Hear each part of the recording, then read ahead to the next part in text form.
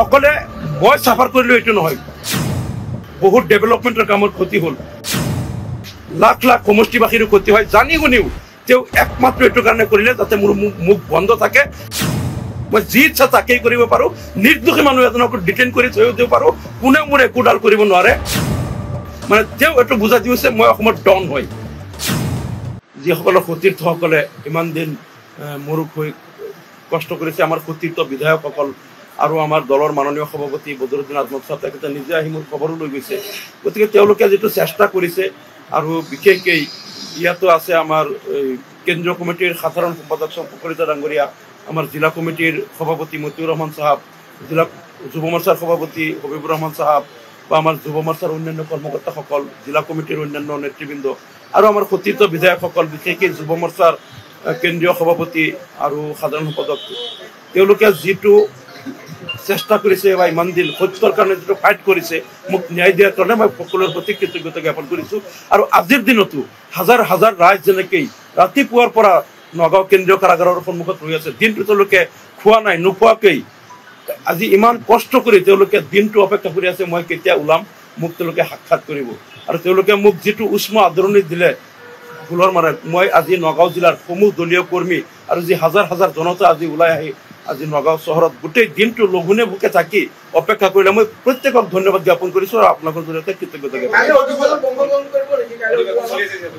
কালি মই অসম বিধানসভাৰ অধিৱেশনত মই অংশগ্ৰহণ কৰিম, কিন্তু দুৰ্ভাগ্যৰ কথাটো হ'ল যে এইবাৰ বিধানসভাত যিবিলাক প্ৰশ্ন দিব লাগে বা যিবিলাক ৰুল 54, 301 আৰু 0 আৱাৰ এইবিলাক মানে 15 দিন, 20 দিন, 10 দিন আগত নটিচবিলাক দিব লাগে।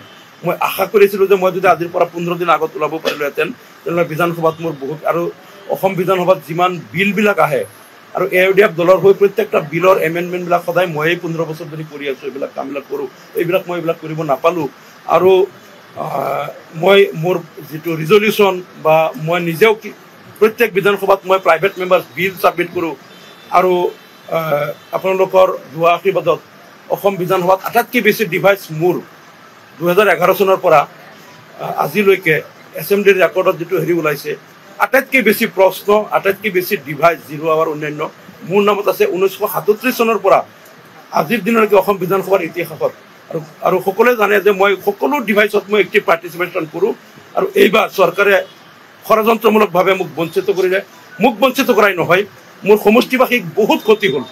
এই 6-7 মাহত অসমবাসীৰ বহুত ক্ষতি হ'ল, কাৰণ সমষ্টিৰ উন্নতিৰ কাৰণে মই যিবিলাক প্ৰশ্ন কৰিলোহেঁতেন, সমগ্ৰ অসমবাসীৰ কাৰণে যিবিলাক মই দাবী উত্থাপন কৰিলোহেঁতেন, সেইবিলাকৰ পৰা অসমবাসী বঞ্চিত হৈছে। এই 6 মাহ যে গ'ল, 7 মাহ ডিং সমষ্টিবাসী, আজি চৰকাৰে মোক ইয়াত ডিটেইন কৰি ৰাখি দিলে। মই অকলে মই চাফাৰ কৰিলোঁ এইটো নহয়, ডিং সমষ্টিত এনেকুৱা হৈছে, ইমান গৰমত বহুত মানুহৰ আজি ট্ৰেন্সফৰ্মাৰ এটা যদি তাত হৈছে, এক্সষ্ট হৈছে, এই ট্ৰেন্সফৰ্মাৰটো MLA লিখি দিব লাগে, তেওঁলোকে নাপালে, গৰমত কষ্ট কৰিলে, বহুত ডেভেলপমেণ্টেৰ কামত ক্ষতি হ'ল। আৰু এই হিমন্ত বিশ্ব শৰ্মাই এইবিলাক জানি শুনিও যে এজন MLAক এনেকৈ বন্দী কৰি ৰাখিলে লাখ লাখ সমষ্টিবাসীৰো ক্ষতি হয়, জানি শুনিও একমাত্ৰ এইটো কাৰণে কৰিলে যাতে মোৰ মুখ বন্ধ থাকে আৰু তেওঁলোকে যাতে সাম্প্ৰদায়িক ৰাজনীতি অনায়াসে কৰিব পাৰে। কাৰণ মুখ্যমন্ত্ৰী হিমন্ত বিশ্ব শৰ্মাই যিমান ভোট পাই আজি অসম বিধানসভাত বিধায়ক হৈ আছে, তাতকৈ বহুত বেছি ভোট পাই মই বিধায়ক হৈ আছোঁ। হয়তো আজি তেওঁলোকৰ দলৰ মেজৰিটিৰ কাৰণে মুখ্যমন্ত্ৰী হৈ গ'ল। ৰাইজে হিমন্ত বিশ্ব শৰ্মাকো বিধায়ক বনাইছিল, মোকো বিধায়ক বনাইছিল। তেওঁলোকৰ দলৰ মেজৰিটি আছে, মুখ্যমন্ত্ৰী হৈ গ'ল। আমাৰ মেজৰিটি থাকিলে আমিও চৰকাৰ কৰিলোঁ হয়, কিন্তু মুখ্যমন্ত্ৰী হিমন্ত বিশ্ব শৰ্মাতকৈ বহুত বেছি ভোট পাই মই নিৰ্বাচিত হৈছিলোঁ।